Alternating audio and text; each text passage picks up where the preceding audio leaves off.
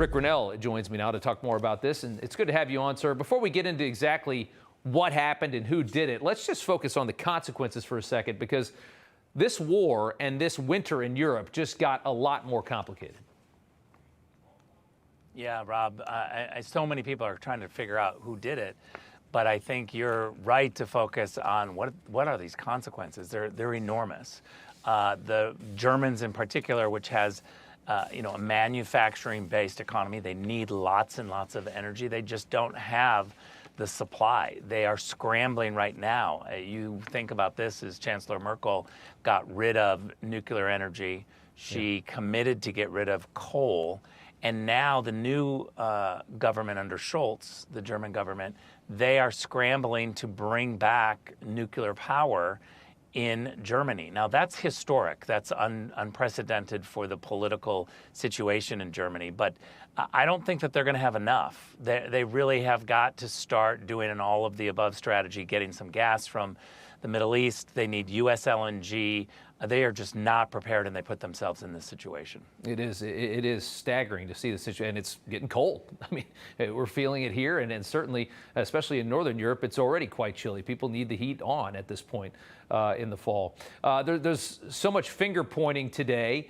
You had a Polish official on Twitter tweeting out, "Thank you, USA," with a picture of all of that natural gas bubbling up from the Baltic Sea. So you can see there's one man blaming the United States for the sabotage. You've got Russia blaming the United States, and then you have the United States and most Western nations blaming Russia. Are there any indications you're hearing from anyone that you used to know inside government? Well, look, I don't want to go too far. Obviously, as previously serving as acting director of national intelligence, there's some issues that we can't go into. But I will say this. We certainly know the Russians lie, right? We know that all along. We know that they've lied from the beginning of time. They're denying that they did anything to this. But I have to say, in this particular instance, they are desperate for money, especially after the Ukraine war. They need money, and this was their pipeline to get some money. They also had banked for a long time on the Germans in particular, the largest economy in Europe, becoming weak on this issue because of the leverage that they had. Not only did they have a great relationship with Merkel, but the Germans are always finding ways to do what the Germans do, which is say one thing but not really do what they say. And I'll give you an example. They've yet to send in real serious hardware into Ukraine after talking about how important it is and wagging their finger at other countries for not doing it, but yet they haven't done it. They haven't made the commitments that they talk about.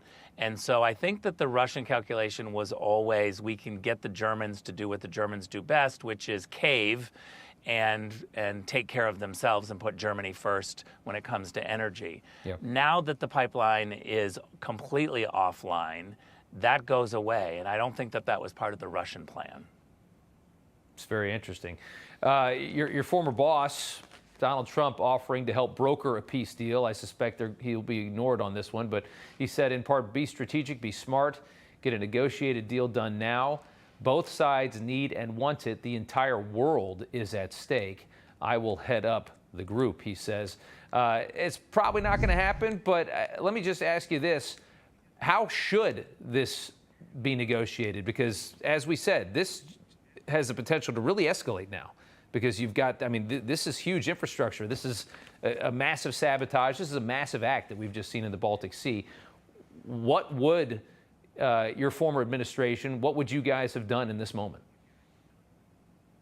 Well, let's first of all back up very quickly and remember that the Biden administration and Senate Democrats dropped the Trump sanctions that were on the Russian pipeline. Yeah. They got rid of them. They allowed this pipeline to go forward, and that signaled to Putin a white flag of surrender. And we saw quickly thereafter the Ukraine war started. I don't think it's too much to say that the Biden administration and the Senate Democrats, by dropping those Russian sanctions, encouraged a war in Ukraine. Now we've spent $14 billion trying to get Ukraine up to speed. This is all chaos that should not have happened. It wouldn't have happened under Donald Trump. President Trump, I know very well, he does not like war. he wants tough diplomacy, and he wants to have everything possible around him to avoid war.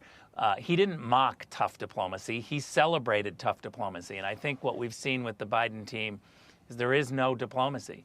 Anthony Blinken didn't even try to stop this war. There was no rush to have meetings. There was no Security Council meetings. There was no talks in Europe. Yeah. It was literally preparing for war, with Joe Biden saying, hey, Zelensky will give you a plane ride out, get out of the way of Putin and the Russians that are coming in. That's not diplomacy.